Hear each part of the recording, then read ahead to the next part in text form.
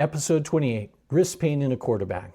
Welcome to Sports Medicine Case Studies, where I review published case studies, discuss key takeaways, and provide practice questions.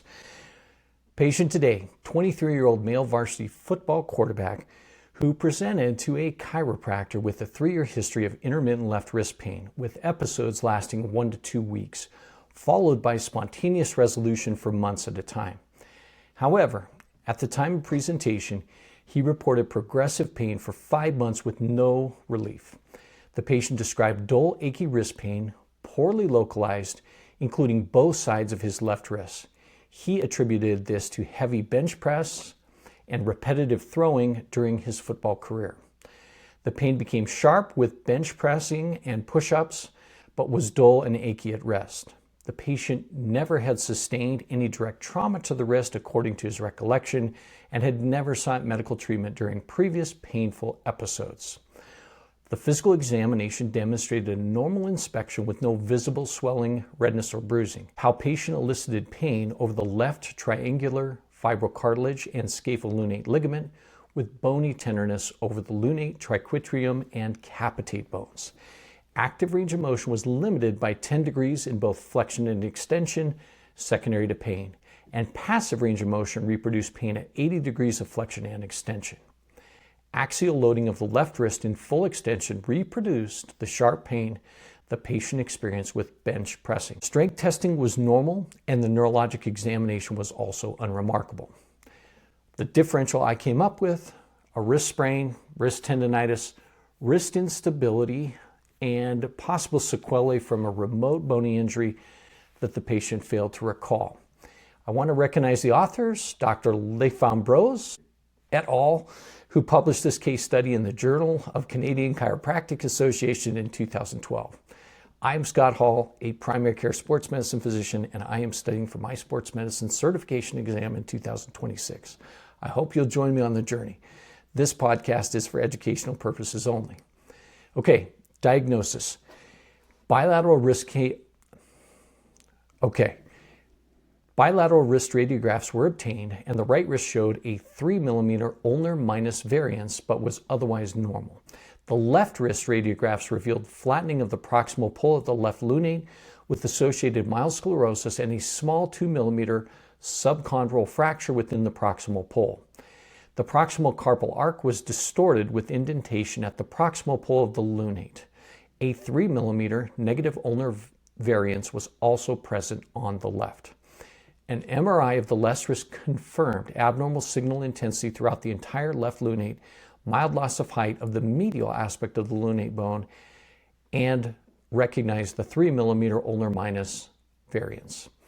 Additionally, a 4 by 3 mm lobulated fluid collection was present posterior to the distal aspect of the ulna. The final diagnosis was Kienbock's disease with a 3 mm ulnar minus variant and a ganglion cyst overlying the dorsal aspect of the distal ulna. The patient was subsequently referred to 3 different orthopedic hand and wrist surgeons, all of whom recommended a left radial osteotomy after a trial of conservative care. This recommendation aligns with standard treatment protocols, as patients with negative ulnar variants are typically treated with radial shortening osteotomy. The patient's left wrist was initially treated with a forearm cast for 3 months to immobilize and promote revascularization. After 3 months, radiographs revealed no osseous changes or progression. However, the patient remained symptomatic. Before proceeding to surgery, the patient consented to experimental extracorporeal shockwave therapy, or ESWT, as a conservative measure. This experimental treatment was not helpful, and so ultimately, 6 months after the initial diagnosis, a left radial shortening procedure of 3 mm was performed. This surgical approach is well established for Kienbock's disease with negative ulnar variance. The rationale is shortening the radius decreases forces transmitted from the radius to the lunate, thereby unloading the affected bone. After surgery, the patient was placed again in a cast for 6 weeks to allow for bony healing, and radiographs after 6 weeks confirmed healing of the left radius. Subsequently, the patient underwent a rehabilitation protocol over 12 weeks.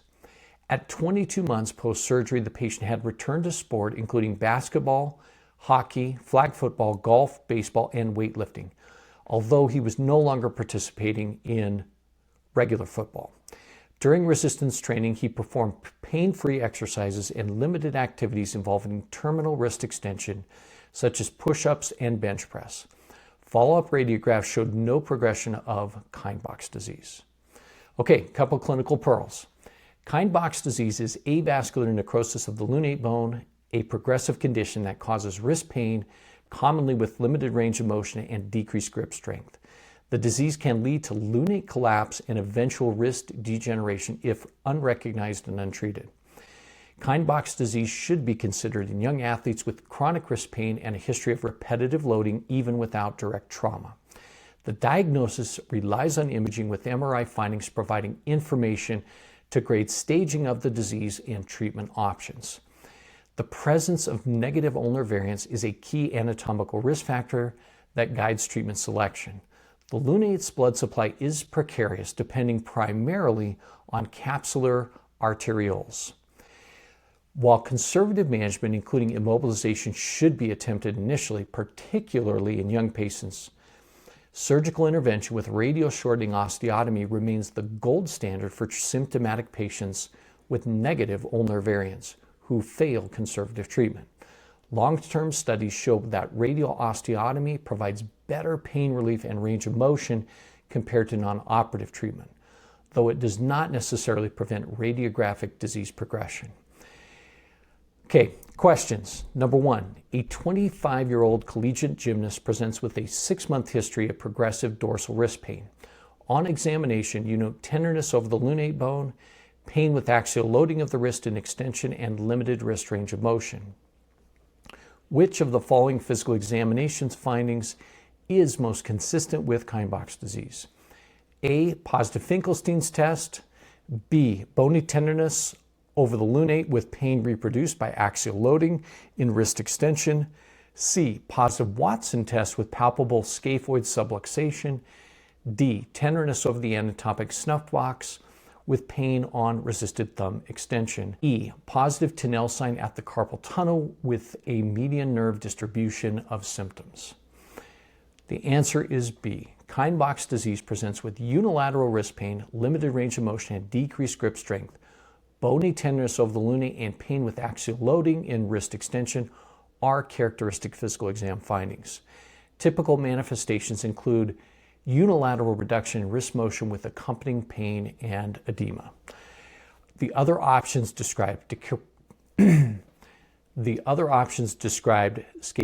ligament injury, scaphoid pathology, carpal tunnel syndrome, and de Quervain's tenosynovitis. Next question.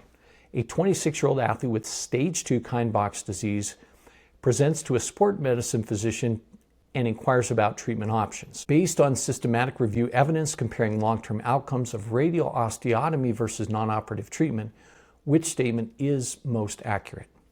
A, radial osteotomy prevents radiographic disease progression. B, radial osteotomy provides better pain relief and range of motion, but does not necessarily prevent radiographic progression. C, non-operative treatment provides superior pain relief compared to radial osteotomy. D, both treatments show identical outcomes in pain and range of motion. And E, radial osteotomy should be avoided in athletes due to poor functional outcomes. The answer is B. Systematic reviews of long-term follow-up studies showed that radial osteotomy was not superior to non-operative treatment in terms of disease progression. However, radial osteotomy provided better outcomes with respect to pain relief and wrist range of motion. The mean proportion of wrists with more than moderate pain at final follow-up was significantly lower in the radial osteotomy group at about 6% compared to the non-operative treatment group at 23%. Total wrist range of motion was significantly greater in the radial osteotomy group at 107 degrees than in the non-operative treatment group at approximately 90 degrees. Question 3. A 19-year-old collegiate wrestler is diagnosed with early-stage Kienbock's disease. Which statement regarding the pathophysiology and conservative management is most accurate according to the current evidence? A, the disease results from bacterial infection of the lunate requiring antibiotic therapy. B, children adolescents and young patients respond poorly to non-operative treatment and require early surgery. C, an at-risk lunate subjected to a trigger event such as an axial load leads to osteonecrosis, and young patients respond well to non-operative treatment. D, negative ulnar variance has been definitively proven as the sole causative factor. E, the lunate receives abundant blood supply from multiple sources, making avascular necrosis unlikely. Okay, the answer is C. Current understanding suggests that an at-risk lunate due to anatomical factors subjected to a trigger event such as an axial load leads to the development of lunate osteonecrosis. Children, adolescents, and young patients with Kienbock disease respond well to non-operative treatments, and this should be considered before surgical intervention. The lunate's vascularization can be precarious and depends primarily on capsular arterioles. While negative ulnar variance is associated with Kienbock's disease, the causal relationship remains debated and is not the sole causative factor. Thank you.